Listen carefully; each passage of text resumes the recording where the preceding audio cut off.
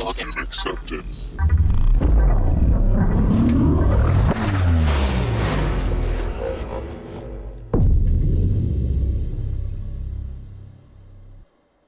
Right.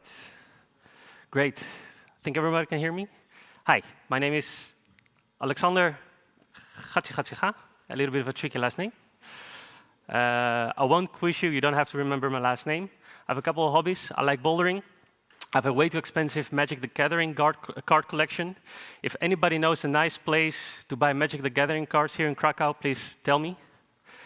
And I play a lot of video games, like a lot of video games. Any other gamers sitting here? A couple, nice, always fun to see. And I work at a small consultancy in the Netherlands called J-Driven. We're like with 30 people working at Java projects, which is pretty cool. That is all I had to say about me. So about this talk, roughly 1.5 years ago by now, ChatGPT was released. Everybody started experimenting with large language models, with GPT, stuff like that, saying, okay, what can we do with this technology? How does it work? Well, I was one of those people. I was like, okay, how does ChatGPT work? Can I make my own ChatGPT? How hard can it be? Well, it turns out it's quite hard to make your own ChatGPT. That said, there was one term that I kept reading about and kept coming forward whenever researching about how large language models work, or how ChatGPT works, or how all these AI chatbots works, and that one was vector databases.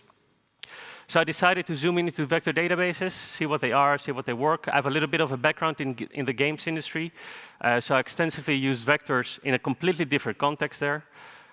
So I decided, okay, let's see what they are, let's see what they work, let's see what we can do with it. And that's what I want to show you today, and hopefully inspire some of you to, go out, try your own crazy projects, and maybe revolutionize our industry someday. All right, before we go into the vector database part, there's one quite important keyword here, and that is vectors. Are there any mathematicians sitting here? No. Okay, great. So there are no mathematicians. I can basically say whatever I want. You'll just have to believe me. So vectors, mathematically speaking, are a construct that are very good at encoding a certain distance and direction. And until now, a lot of the time when people were talking about vectors, they were talking about in a context of 2D or 3D space. So this is a position in a 3D or a 2D space. But that all changed when the ChatGPT nation attacked. So this is, most of the time, when you're talking about vectors, this is what you'll see. And this is a vector with 2 dimensions. So vectors have a dimensionality, and this one has a dimensionality of 2. This one has a dimensionality of 3, for example, and this one has a dimensionality of 8. So I'll just assume everyone here is a software developer of some sort. And when you see this, your mind probably immediately goes to a certain thing, and that is, oh, this is just an array of numbers. And that's completely true. So you can think of a vector like an array of numbers, and the dimensionality of the vector is the length of that array. So if you hear, okay, a vector has 8 dimensions, then it's an array of 8 numbers. If it is 1,000 dimensions, it's an array of 1,000 numbers, et cetera, et cetera. So what do we do with these vectors? So roughly 13 to 14 years ago, researchers from Google released a paper where they grabbed a piece of text and they created the so-called embedding of that piece of text, or the vector representation. And it looked a little bit like that. And then after that, once they did text, they started experimenting with other sources of data, like images. So they grabbed an image and then created a vector representation of that image. And then they went on to audio, and now we're in a state where we're just trying to vectorize all kinds of things. So for example, we're trying to vectorize 3D models, point clouds, you name it. And that is basically how we use vectors in this context. And that is done through so-called machine learning models or embedding models. So these vectorization techniques are embedding models you can find online. For example, on huggingface.com, you can search around what kind of embedding models they are, and you can find the ones that suit your needs, that create these vectorizations for you. There are a lot of vectorization or embedding models out there. 13 years ago, the first one that was released was Word2Vec by Google, and a couple years later, they released Glove, another embedding model. But these first iterations had a really big problem, and the problem was that these models didn't understand context. So a word with different meanings in different contexts still had the same embedding or the same vector representation. And then roughly 5 or 6 years ago, transformer models were released, and these transformer models were actually able to understand context. In which context is this word? And vectorize based on that context. So a word with the same word had different vectorization in different contexts. And that was really cool. And that is really what allowed all these large language models to take off and be as they are today. And right now we have models like Clip, not related to Microsoft Clippy. It's OpenAI Clip. That is a multimodal model, so that it can basically grab images and text and sound and vectorize them in the same space, and you can cross-reference using text or images or whatever. But more on that later. All right, so that is a very short crash course on vectors. Who here knows what a database is? People are like, is he serious right now? Yeah, so database. Everybody is using some sort of database, right? But a vector database is really a purpose-built database. It has one purpose, and the purpose is to store and index high-dimensionality vectors. I tried to see what would happen if I tried to use it as a time series database or something like that. It doesn't do very well, so really it is there to store vectors. And indexing mostly happens using so-called approximate nearest neighbor search algorithms, or NNS, or ANN. And of course, you can store all kind of metadata you want with your vector objects to get, well, the necessary data to build your front ends, back ends, whatever. So in a way, you can think of a vector database like NoSQL database where the primary key of an object is the vector representation of that object. Let's say you have a little bit of a tech-illiterate manager that comes to you and asks, hey, I've been hearing about this thing, vector databases. Do we need this? Should we use this? Is this the future? This is the answer I gave to my tech-literate manager. It's a database that facilitates effortless and swift semantic searching your data. And then really important here is the word semantic, right? So if you want fast search on your data, you'll probably use Elastic or some kind of your own implementation. But if you need semantic search, so context-aware search, when you're not really sure what your users are going to be typing, that is where vector databases really come in and become really effective. Now, vector databases right now are being mostly or quite exclusively used in an AI context, so for AI applications, but themselves have nothing really to do with AI. So there are no machine learning models in the vector database. There are no transformer models in a vector database. It is really a very specialized application that's very good and very fast at storing, indexing, and retrieving those arrays of numbers. And that is all they do. So in a way, you can also do it in memory. You don't necessarily have to have a persistent vector database that persists on disk. You can do everything in memory when you really want that extra speed. So when you index in vector databases, and well, when we talk about databases, indexing is one of the most important things, I would argue. You can do it the exact way or the approximate way. For example, linear search. If you are known with such algorithms, immediately linear search would raise some alarms because every time you put something in the database, it's going to check itself versus every other object in the database, which can be quite slow. But then we have algorithms like k-nearest neighbors, which is quite known algorithm to do this more quickly. And of course, we can do it the approximate way, where we have really quick algorithms like approximate neighbors, oh yeah, by Spotify, Annoy, and the follow-up Voyager, or hierarchical navigable small worlds, which is a little bit of a tongue twister, and it's also my personal favorite. I really never thought I would have a favorite algorithm, but here we are. And these algorithms all use a so-called distance metric to calculate the distance between all the vectors in the database. And it can be Euclidean distance, and that is basically what we know, like the distance between me and you. or cosine distance, or Hamming distance dot product. You might have heard of some of these, you might have not heard of some of this, but most of the times when you start using vector databases, I would say just go with what they tell you to go with, or what they advise to go with. And when you really are in a situation where you're trying to squeeze every little bit of performance out of the database, you can look at using different distance metrics. All right. What's really important to understand is that these distance calculations and indexing all happen within the same so-called vector space. And every vector database has a way of you defining your vector space. So by schema or by table, by object. Who here uses a relational database? Like a good old PostgreSQL?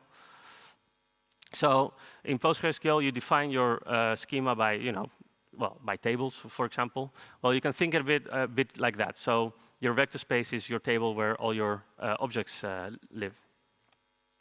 But most importantly, they do this to ensure that you always check the same dimensionality against each other. So mathematically speaking, you can check a vector with 512 dimensions against a vector with 384 dimensions. But the results are going to be a little bit finicky. You won't get really nice things out of it or really accurate things out of it. So with this, they ensure that you always check the same dimensionality against each other. Now, if you're a game nerd like me and you hear the term vector space, the first thing you think, I can make this. How hard can it be? So I try to make my own vector space to look at my data set, basically. And this planet is one of the data points in this vector space. And if I fly around, you'll see more and more planets. Now, I'll be the first one to say that this is not the most user-friendly way to look at your data, but it's the most fun way to look at your data. But what's really important, and what you see here, so these are all the planets, if I make it a little bit more visible. What's really interesting to see is the clusters that are being formed. So here I have an object that's called a compound bow, a little bit of spoiler for what's to come. And here is a crossbow. And these two objects are fairly close to each other in this vector space. And that means that their semantic meaning is similar. So if I would search for bow, it would the algorithm would land somewhere close to these and return these objects back. And this is exactly what you're searching for, where that semantic similar things end up close to in the vector database, and when you do semantic searches, you'll find what you're searching for. And again, the embedding models are what create these vectorizations, that create these semantically similar vectorizations of objects. All right. So the vector database landscape right now is changing quite quickly, like everything in AI. I do think that these are the big ones that have kind of cemented themselves that they are here to stay. What is interesting for you, I assume, is that everything on your right side, yes, is open source, and on your left side is closed source. Now, the vector search is part of the Redis stack. Redis stack is closed source. And Elasticsearch is quite interesting. If you go on their website and you type around, is Elastic open source? They have this beautiful blog post of, yes, we're open, but not open source. But yeah, it's closed source. You can't see it. You can use PG Vector for PostgreSQL if you want to use that.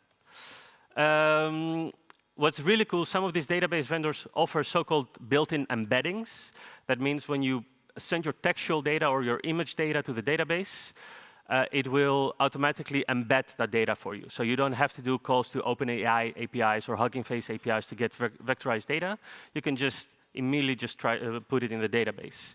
And other databases do not offer that. And that means that you often have to do calls to external services first, like OpenAI or Hugging Face, get your vector data, and then you can put the vector data in the database.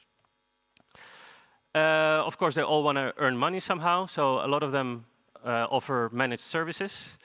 I can say from unfortunate experience that the managed services are quite expensive at the moment. So be careful if you try that out. For pgvector, you can use, for example, Supabase to as a managed service if you want to go that route. But there are Docker images for almost all of these databases that you can just pull and run locally, so that is pretty amazing. Of course, you want to be querying these databases. One thing to note is Python is king in AI land. So all of them have a Python client. Some of them you can call through a REST API. Others you can call through a JavaScript client or a Python CLI. Some of them you can call through SQL. And others you can call through YQL. Anybody knows what YQL is? Just shout if you know. Well, I didn't know either. It's Yahoo querying language, which is definitely a choice. All right. OK, so let's get on to implementing our own search for our own use cases. For our stack, I'll be using VV8 for persistence, Kotlin Spring Boot application as a backend. Why Kotlin? Well, because it's the best language on the GVM. Changed my mind. And then we'll be using Unity frontend for, well, some front-end stuff. Who knows what Unity 3D is? I do. A couple people. For the ones that don't, it's a game engine. It's a little bit of a popular game engine because they tried to shitify the service late last year. Blew up, was all over the news. So if you want to have a chuckle how big multi-million companies can kill themselves overnight, search Unity 3D. So I chose to use VV8 because it's open source. So it was really nice. I could really kind of dig into the source where I didn't really understand what was happening. It's modular, so you get a Docker file, and you can specify all kinds of images next to each other, and you can mix and match what kind of embedding models you want to use with VV8. So that allowed me to really quickly, try new things out.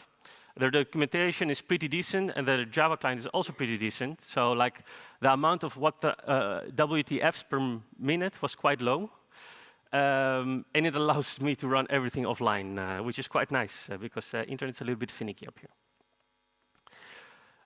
And when it comes to architecture, it's pretty simple, actually. So we have a front end that goes through a REST API, my Spring Boot backend, and the VV8 client library will do some REST calls or GraphQL calls to the Docker image to get and store data.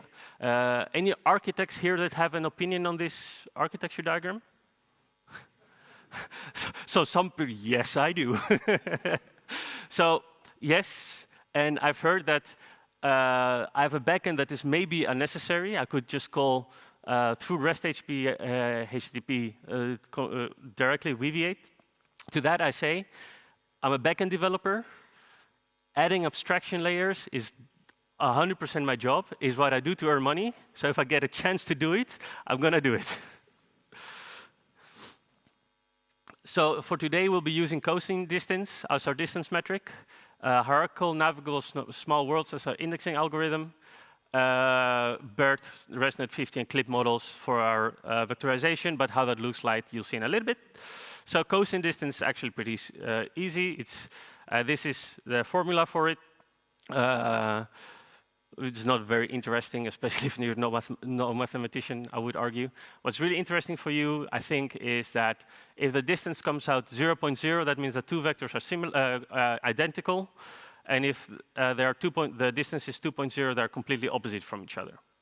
So that means that if you grab a Java class and a C# class, you vectorize them, then it's pretty close to 0 because .NET stole everything from Java, right? And then if you grab a JavaScript script and a Java class, God, I hope it's close to 2. Hierarchical navigable small worlds are a little bit trickier to explain. So let's try it like this. So let's say these are all the data points that you want to, or the data that you want to put in a database. Now, every time you put something, an object in your database, it will do a so-called proximity scan. And then it will find, in our case, the 3 closest objects to where it landed in the database or in the index. and then it will create and it will connect itself to those objects. So we create a adjacency, neighbor, friendship graph, call it what you want. It has 1,000 different names, but we're creating a friendship graph between each node and the 3 closest nodes to that node. Now, at some point, there is a random chance, in our case, that's roughly 60%, that the data point is going to be duplicated into a second layer. And that will happen for every point that is entering the database, the index. And then in that second layer, you'll be doing exactly the same. A chance that, and then there's an even smaller chance that it's going to be duplicated into a third layer. So as you can see, we have a very sparse graph on the top and a very dense graph on the bottom. So we have a multi-graph architecture or in this index. And then when you do a search, let's say this is where we are searching, this is where the search landed. So this is the object that is closest to what we're searching. We'll be starting from the same point, same entry point all the time, and then going to the node that is closest to what we want to go. And then use that node as an entry point in the more dense graph. And then go again to the closest node that we'll go, and use that again as an entry point in the most dense graph. And as you can see, like this, you can step tens and tens of calculations and points that you need to do. In this case, in a real production vector database, this saves hundreds of thousands of calculations. So again, let's say we add some more points, and then we want to go all the way to this side. So this is the vector that we're searching for over here. Again, from the top, we go to the node that is closest to our destination. Again, go to the node that is closest to our destination. And then finally reach what we're searching for. So that's pretty cool. And smart algorithms like this is what really allows us to search through millions and millions of vectors with millisecond response time. It's really amazing. So there is a whole paper on the hierarchical navigable small worlds, which is an evolution of navigable small worlds, which is an evolution of, well, an evolution of an evolution of an evolution of skip lists. So if ever you used skip lists, you're only a couple steps away from creating this one, this algorithm. All right. So, well, let's start with some stuff. Anybody recognizes this? The matrix, yes. Oh, I'm so glad that I can hear you, but because I'm going to be asking a lot of things. So yeah, this is the matrix. So in the matrix, there is a scene where Neo is asking for guns. Anybody that has not seen the matrix here? Oh, this makes me very happy. Everybody has seen the matrix. Good. So Neo is asking for a lot of guns, but there is a little bit of a plot hole here. How is he ever going to find the gun he's searching for? So we're going to help him. We have a little CSV with some weapon properties. For example, weapon name, weapon type, and weapon range. For example, the name is Excalibur, the type is sword, and the range is short. And then when we vectorize this, it grabs all these properties, it creates one string out of it, lowercases it, and then we get a string like weapon, Excalibur, sword, sword. If you want, you can also choose to vectorize the property names. So then you would have weapon, name, Excalibur, range, short, type, sword. In my case, I never did that because that does add some noise in your searches. And eventually you get a vector with 384 dimensions. And that is basically what we'll be putting in the database. All right. So yeah, I know it is kind of confusing. It's like you're watching the movie, but I promise you it's not. So yeah, Trinity is like, are you sure you want to do this? Neo is like, yeah, I'm very sure. Which really happy because the scene after is when they went in the elevator, you know, and they were like, do you have any guns? And was like, yeah. And then, yeah, right. A little bit of a weird question. Does somebody have a favorite weapon? Sarcasm. That's a powerful one. So let's see what we get. A crossbow. I'm sorry, I didn't put sarcasm in the database. So if you look at the data set, so this is the CSV that I loaded in the database. There is no sarcasm here, but other weapons. Do I have an Uzi? Do I have an Uzi? I don't know. Let's see. A Webley. It's also pretty small. What if I remove some Uzi? Let's try it like this. No, still, I do not have an Uzi in there. But things you can do is, for example, a Japanese weapon. And then you get an Odachi, which is a Japanese weapon. You can look it up, grab your phone, go to Wikipedia. It is a Japanese weapon. And I didn't do any labeling here. I didn't ever say that Odachi is a Japanese weapon. The embedding model understood the context that, OK, Odachi, weapon, Japan. And when I searched for Japanese weapon, the vector representations were fairly close to each other, and I got what I wanted. So for example, I can do the same for something explosive. Oh. Well, not that typos matter, but you know. And you get an RPG, which is very explosive. And what's really kind of interesting to me and fun to me about vector databases is, given a certain input, you'll always get out the same output, but you're never really sure what that output is. You can't do exact search matches, and you can only do approximate search. So you do a query, you'll get something, and you just kind of have to roll with it. You're like, yeah, OK, this is good enough. Which is really an interesting way of looking at data storage, to me. All right.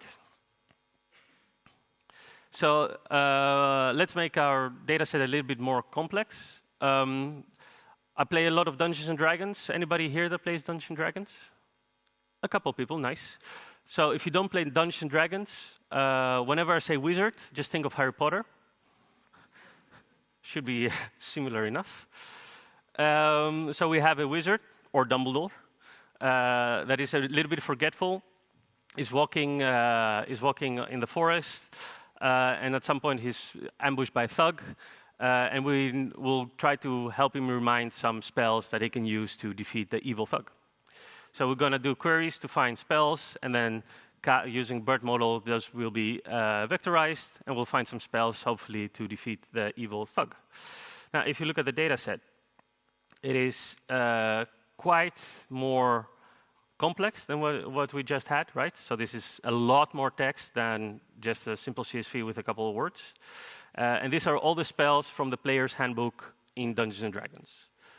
So to make this work fairly OK, I had to do some magic. For example, I had to tell the vectorization or the vector database, so all these properties, I don't want you to vectorize these. I still want them saved in the database. So when I find something, I do want these properties because I want to use them in my front ends. But I want you only to vectorize the name of the spell and the description of the spell. And then I created a very semantic description for each spell. So how this spell can be created, can be casted by these classes, this is the level, et cetera, blah, blah, blah. So, and that way, you can anticipate for a semantic input from your user, because a user will probably, you know, type more words than just this or that. Oh, I want to do this, or how about this, you know? And then you can, you know, make it a little bit easier to match what you're searching for. Anybody that played the newest Baldur's Gate 3 that released a couple of months ago? It's a really good game. So if you're into gaming, you should try that one out. And this looks like pretty much the same like that game. All right, so do the Dungeon Dragon fans have a favorite spell? Whoa. Power word kill. Well, I think it's written like this, right? So let's see what we get. Power word kill. And symbol, interesting. And then, of course, we can cast the spell, and then death. And then we can bring it back. And if you look at the distance, it is, so between what we've searched and what we found, this is 0.4. And that is fairly similar, according to a lot of the big AI companies. Distance of 0.4 can be considered on cosine distance. Sorry, can be considered fairly similar to each other. You can do, for example, a fireball with 3 L's because typos don't matter, and then you get a fireball with 2 L's. And then, of course, you can guess. But I mean, you can do whatever you want. For example, you can put in JavaScript. And then you get web, which has a little bit of a double meaning, doesn't it? Like, yeah, sure, you can use it on the web, but we all know what they really mean. So last one, anyone has a favorite something they want to search or try to break my demo with? Whoa, what? A bit in Polish? I mean, you can come up and try and type it for me if you want. Char? Charm. Charm person, charm monster, and inside greed, because that is also a form of charming, let's be honest. So yeah, there is a chance that somewhere in the description here, the word charm comes back. But yeah. So pretty okay. All right, so that was text. So as you can see, it works fairly okay, but you probably need to do some, preparation for your data to make it really searchable in your vector database. So don't think you can just grab your data that is meant to be read by a computer, put it in the vector database, and all your problems are solved. You probably have to set up some kind of data ingestion pipeline that ensures that everything works as it should. All right, so let's go to trying stuff with images. Anybody that played this game a couple years ago? No one? So that's the first time. Yeah, so Pokémon Snap was a very popular game on the Nintendo 64. It's a very weird game to me. You're on rails, you're driving around, and you're taking pictures of Pokémon and throwing apples at them. And that's it. And we'll try to recreate it. So this is Ash from the anime. He really likes to flip his hat. Then we'll be taking images of the Pokémon we see, and we'll be sending those images to the vector database and trying to match the images that are in there. And that happens through a ResNet 50 embedding model.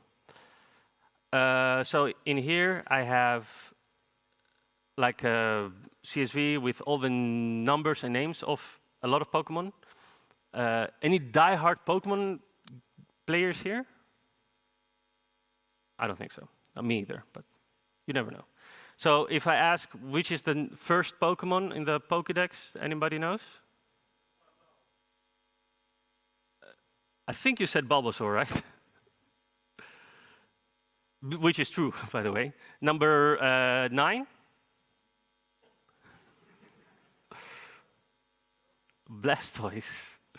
I mean, you laugh, but my record is 172. That I went until, and then they didn't know the answer anymore. But yeah, so these are the images of Pokémon. I got them from Kaggle.com, open source. As you can see, the images have a white background and are very cartoony, very flat images, and one perspective of the Pokémon. All right. So let's give this a try. So we are walking around. This is Ash, as you can clearly see. Walking here. And this Pokémon is? Oh, it's an easy one, right? And we take an image, and indeed we find Pikachu.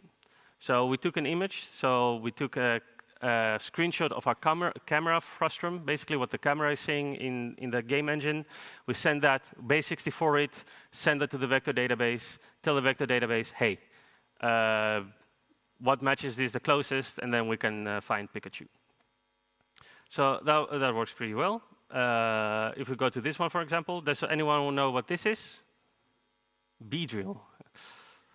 So if we take, no, it's a Prinplup. If we go from here, Now it's a beauty fly. If we go from here. Now it's again a Primplop. So as you can see, it's not 100% accurate. If I walk around a little bit, oh, here. Anyone knows what this is? Did somebody say Mewtwo? Mew, yeah. Mewtwo is the evil version. No, but it's a Joltik, I'm afraid. So anybody with very keen eyes and very good observation skills, did you notice anything from the Pokémon that we've been finding so far? I'll help you a little bit. So on the bottom right, that is what the camera sees. And as you can see, those are the Pokémon, for example, that the camera can see. And the background is yellow. Anybody any guesses what kind of yellow this is? It's Pikachu yellow. Yes.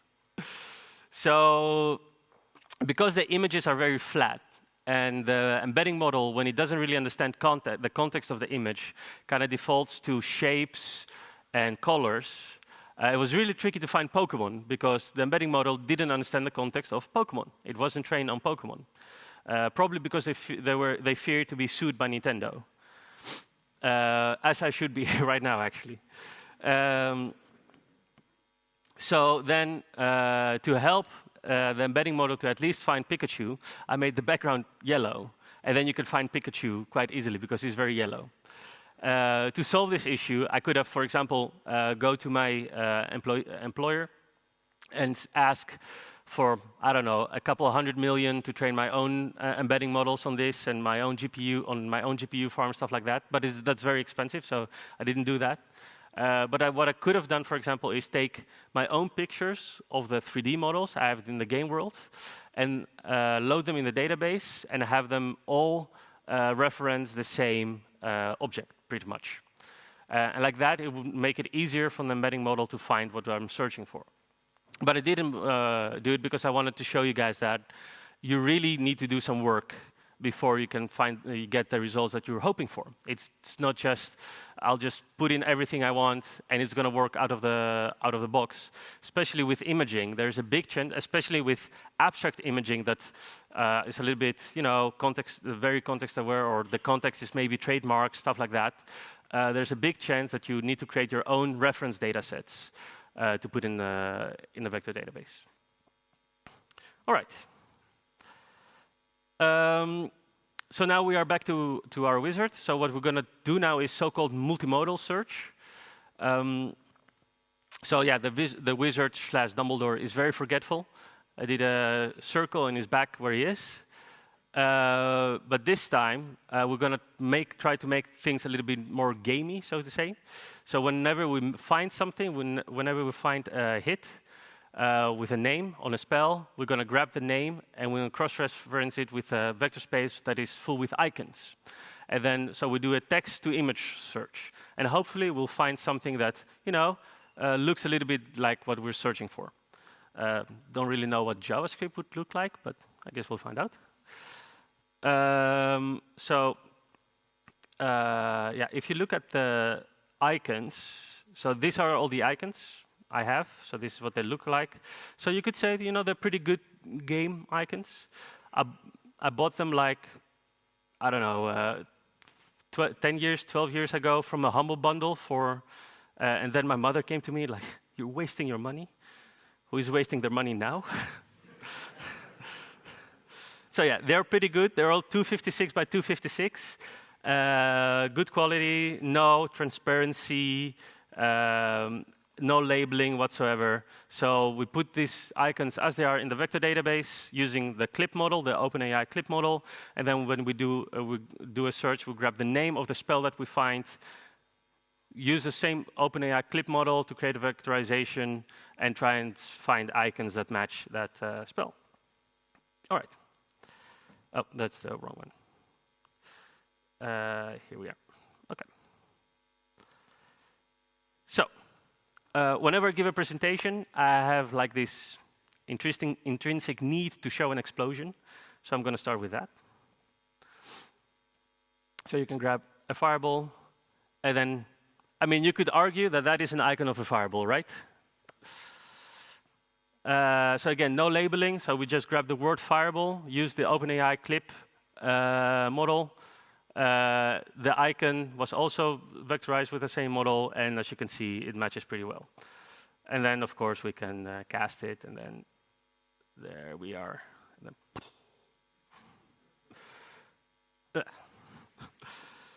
So yeah, that was my explosion. And then I'll bring him back for eternal suffering, I guess. So anybody wants to try something else? Turning to a cassette player, okay. Turn him to a cassette with one S or two. It doesn't even matter. And then we get unearthly chorus, which is music, by the way. So that's it. Command, because turn him sounds very commandish, that's true. And conjure Hezru. That one I didn't know. And then we can cast this one, and then, oh, it's a lightning bolt. Death, we bring back.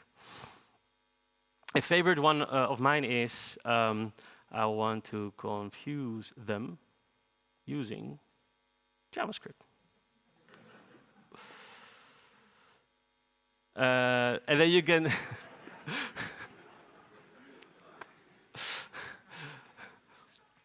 which is pretty accurate, right? Yeah, identify. Yeah, we wish we could do that with JavaScript. So, and then again. All right. So yeah, as you can see, so we used a multimodal model, which is pretty good at, grabbing text and images, understanding the context, and creating the same, and creating, finding hits using text for images or images for text.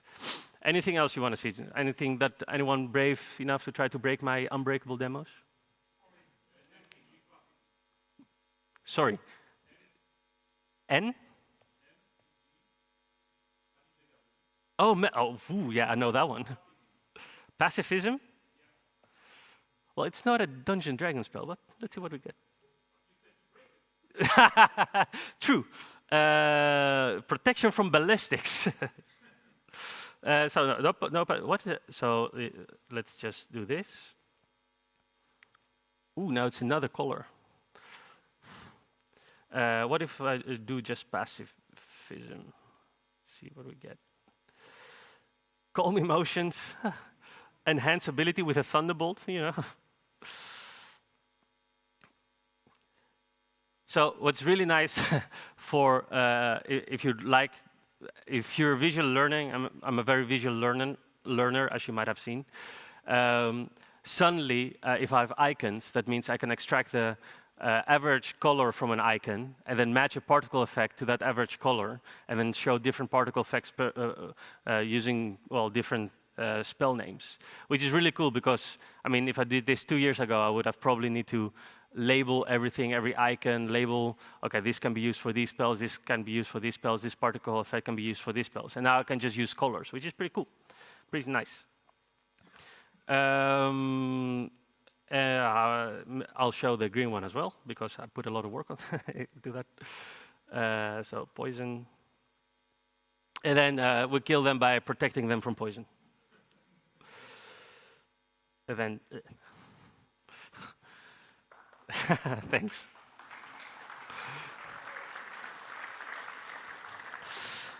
All right, so I have one more thing to show you.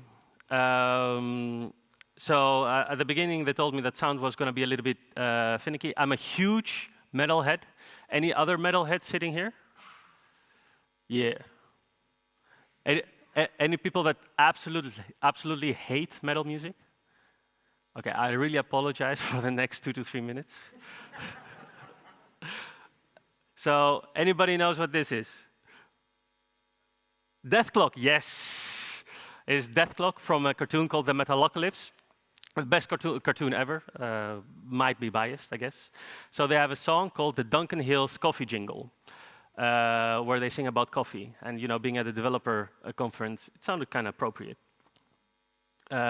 So what I did, so when you listen to metal music, because they grunt a little bit, you know, a little bit, it can be a bit tricky to understand what they're saying. It can be even trickier to, you know, find the song you're searching for just based on the lyrics. So I figured, hey, why not make something that I can just listen to a song, transcribe the lyrics using AI. So we're going to use an OpenAI Whisper, which is a transcriber that grabs the music and creates lyrics that it thinks it hears. And then find the song that we're searching for. So I've, again, I grabbed all kinds of songs. I have songs by Beyoncé, not very metal, by the way. Billie Eilish, also not very metal. Coldplay, they have a guitar, I guess. And then I have 3 metal songs in here. I have one by Metallica, Enter Sandman. Most of you should know Enter Sandman. Through the Fire and the Flames by Dragon Force. If you ever played Guitar Hero back in the day, this was the bane of your existence, as it was mine. And then we have the Death Clock Duncan Hill's Coffee Jingle, and that is the one that we'll be searching for.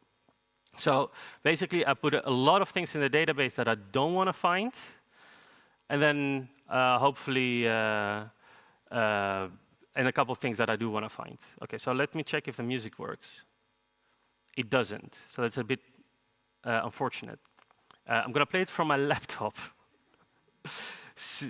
The acoustics are pretty good, so let's see how far it goes. All right. So what you'll see is on your right side, the actual lyrics of the song that are playing. On the left side is going to be the transcribed lyrics, so what the transcriber AI thinks it's hearing.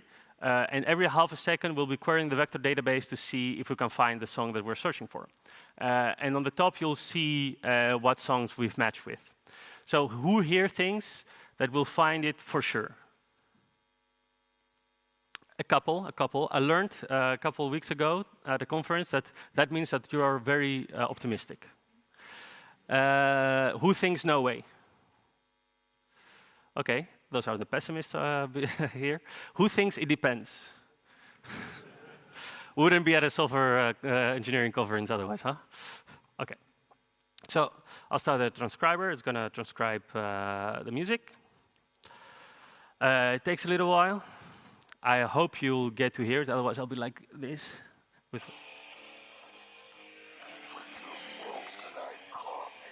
I'm pretty sure the front row can hear it. But I don't know if the people on the back can hear it. But you can see that it finds Lady Gaga. Or Beyoncé. Or Selena Gomez, which is arguably not very metal. Through the Fire and the Flames, it is metal, so maybe we're getting closer.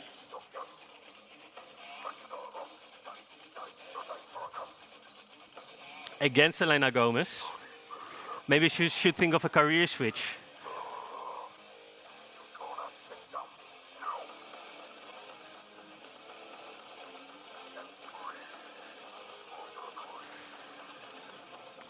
And what's really funny to me is that the guitar solo, without fail, is always Ed Sheeran.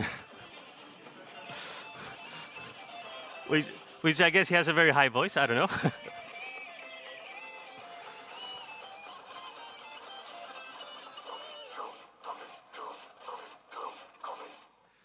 So yeah, apologize in the back if you couldn't hear it. I don't think we found what we were searching for, right? And to that, I have to say, I mean, AI is rising. We've all seen how quickly it's grown over the past year. So it's going to take, what, maybe a couple more years before Skynet actually becomes a thing and starts terrorizing us. But if we just start to grunt to each other, the AI will have no idea what we're telling or what we're speaking about. They will be clueless. And it's going to be a war easily won. Thank you very much for watching.